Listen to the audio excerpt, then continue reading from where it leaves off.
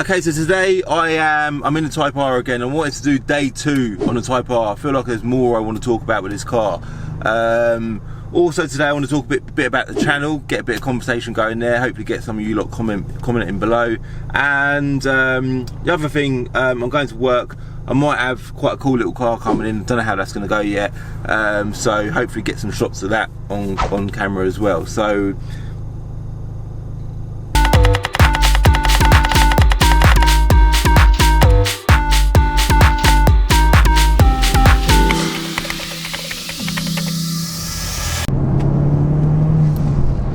right, so day 2 in the Civic Type-R. I've done a video on it, obviously my last video, I think, depending on how well the videos get uploaded. Last video was about the Type-R, that's when I bought it, and I was very, very excited about it. And I'm actually more excited about this car now than I was when I first got it. So I thought, I was kicking myself a little bit, I wanted to do some more filming on it, I want to tell you a bit more about this car. I think what I want to do first is I want to go to work, see if I've got this other little car coming in, and if I have, I'll show you a few shots of that, and then we'll go out for a little drive, because after that I've got to go and look at a I don't actually want to tell you about that yet, actually, because I don't want to jinx myself, but I've got to go out for a little drive later, so we'll continue talking about the Type-R when I go out for a drive, alright?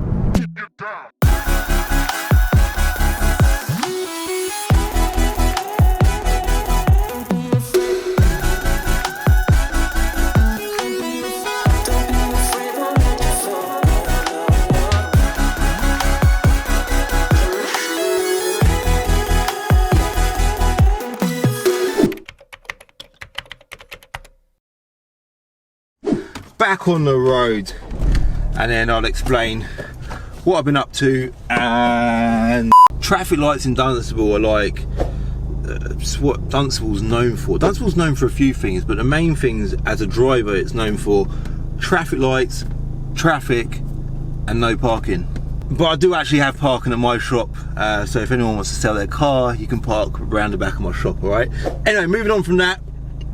So yes, I've just been to work, and the car that I went in to see today, so I had a customer come in, I had to go meet him, and the car that I was going to see, the car that he had, is an old Mini, a classic Mini. It's a Mini Cooper 1275 engine. I have had one before. It was exactly the same car but a lot older. It was like I think the one I had was a 67, 69 maybe, really old car. And the one today was like a 90s one, so it's a lot newer, but funny enough they're so similar, they're almost identical. I don't know what's different. I think the main difference is the later ones are fuel injected. So if you've never driven a Mini before, you need to get yourself in the driver's seat of one some stage in your life, because they're so fun to drive. If you're as tall as I am, I'm about 6'2" ish. Go on sir, I'll let you go first. There's a picture of me in a Mini. It is a very snug fit, shall we say. So, but they're a brilliant car. They're absolutely brilliant little cars, and they are demanded. Great little thing to sort of trade with, you know, to buy and sell a Mini. They're a great thing to say you've owned, and they do sell reasonably well because they were mass produced, which means lots of people bought them, lots of people have had them, lots of people got memories with them, and lots of people still want to buy them. So they're great cars to have in stock. Moving on from that, I'm back in the driver's seat now of this Civic Type-R, and I mentioned earlier that when I've done a previous video on it, it wasn't a review. I don't even want to go down the road of saying that I've done a full car review. It wasn't nothing like that. It's more of a first impressions video, and I come away from doing that video and I thought there's so much more that I could have talked about. And I think what I like to do a lot with cars and videos is highlight one thing.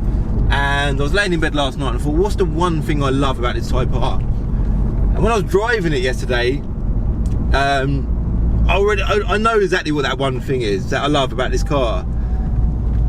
Basically, the one thing I love about this Civic Type-R is the way it drives.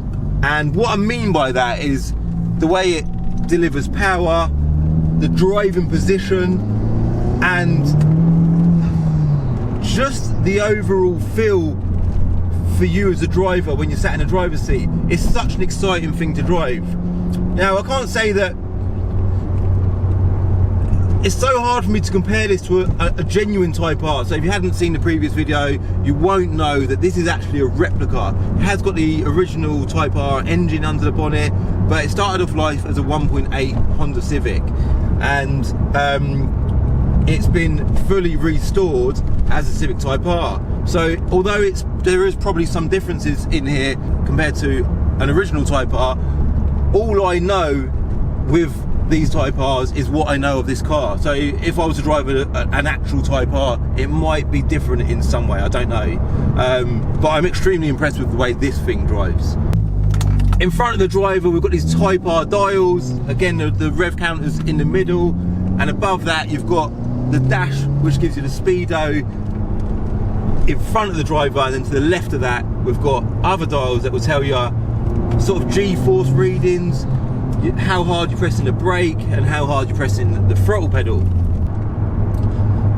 Also, when you hit the limiter, you get lights blinking on the dash which alert you to when to change gear. I'll show you.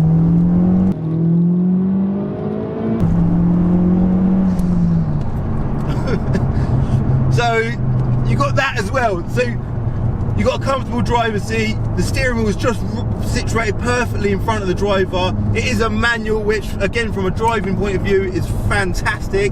You can flick through the gears and go as you please. Then under the bonnet we've got a 2-litre turbocharged engine which produces around 300 brake horsepower. Admittedly, it could do with a little remap just to bring the torque up sort of lower down in the rev range, but this is how Type-Rs should have been. This is just like I said before, I've said it a lot, Civic Type-Rs, I'm a huge fan of them. I'm a massive Type-R fan in general. Civic Type-Rs probably being my favourite one of the lot. And obviously they never had a turbo. Now this car, bolting a turbo to it, it has just perfected the overall Type-R feeling. It feels exactly like an FN2 in here. But when you accelerate and that turbo comes in, it gives you exactly what you always wanted as a Type-R driver. Like I said in the previous video, it would be amazing if they created these cars with a dual clutch gearbox. It's funny because every now and then I go to change like upshift or downshift with paddles and there isn't any paddles here. It's like it feels like it should have it, and it feels like it would fit in here perfectly, but it doesn't have it. The manual gearbox is lovely, don't get me wrong, and if you're alright driving a manual every day, then you'll absolutely love the drive of this car. But daily driving a car with a manual gearbox, for me, I just don't see the point in it. It's just a bit of a pain in the arse. But for a bit of fun, obviously, manuals are great. Front wheel drive sports hatches are just one type of car that guarantee to put a smile on your face. It don't matter what one you drive. Now the other day I drove my friend's, I say the other day, recently, it's quite a while ago now, I drove my friend James's Volkswagen Golf GTI Club Sport S. That was front wheel drive. They're a very special car, similar power to this actually. I would say that probably delivers power better than this. Again, like I said, this could do with a little bit of a remap just to bring that torque curve up lower down in the rev range. But every single one you drive, they're just so much fun. Obviously Golf Rs, they're a great sports hatch. Four-wheel drive has its pros and cons. It does change the feel of the drive. Not to say I don't like it. I love a four-wheel drive car, don't get me wrong. But when you drive a front-wheel drive car, it just gives it a feeling of craziness or erraticness, or is that even erraticness? Is that even a word? But makes it feel like an erratic drive, especially a Japanese front-wheel drive sports hatch, because they're so light and everything's a bit thinner, I would say, compared to a German car. So it gives it that sort of nimble feel. With this car, when you put your foot down, I can't help but flick through the gears all the time and just give it boost. Annoyingly, there's cars in front of me, and this keeps happening when I do videos. But the power was just there. bit of throttle and it's just there. And you just know that you can cane the arse out of the engine on this car because it's built by Honda, and Honda are about the only manufacturer in the world that encourage the driver to rev the car to the limit. If you're a driver, if you enjoy driving and you see yourself as a good driver, someone who likes to have fun behind the wheel of a car, you've got to try and get yourself into the driver's seat at one of these at some stage in your life. Like I said earlier, this is like what a Civic Type-R should have always been. It still drives like a Civic Type-R, it still feels like a Civic Type-R. It does look a bit different to every other Type-R, but they've always been a bit retro looking.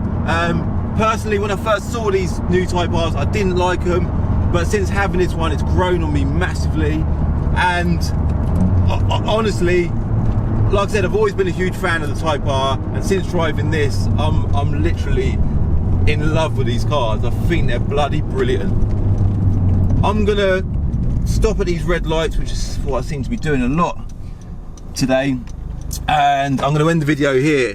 But I want to say thanks very much for watching. If you like the video, you know what to do. I am now, in fact, what I didn't say to you is what I've done with the Mini. So the Mini, I did actually buy the Mini. That's going to be on the channel soon. I don't know when. The guy that I bought it off, the deal was he wanted quite strong money for it, and I said, look, I'll give you the money for it, just go away and get a few bits done. So he's well happy with that. He's gone away to get them bits done. He's going to be back in the next few days, so expect to see that on the channel soonish. I'll try and get that on the channel if I can, and that's it. I've covered everything. Like I said, the place that I'm going to now, I don't want to tell you what I'm going there for.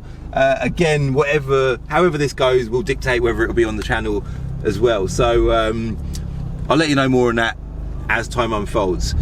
As ever, like I said, if you something I forgot to say, which I wanted to bring up in this video as well, is I want to get your feedback from how are these videos going. I've had a lot of positive feedback, like through Instagram. I've obviously had you lot commenting, but let me know your thoughts on this whole Diary of a Car Trader thing as well. Like, I'm enjoying it. It's fitting in my life brilliantly. I'm literally just carrying a camera with me wherever I go.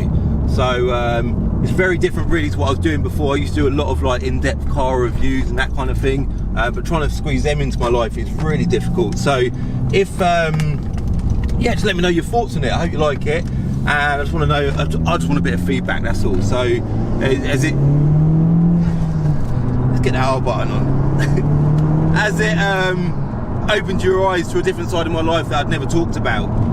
Is it like, do you find it interesting? And I suppose if you like cars, is it the sort of thing you enjoy watching? So just let me know your thoughts. Let's get some comments going below. Let me know your thoughts on it all right?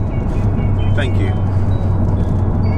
In the next episode of Diary of a Car Trader, I get the GTR out and I go for a little drive.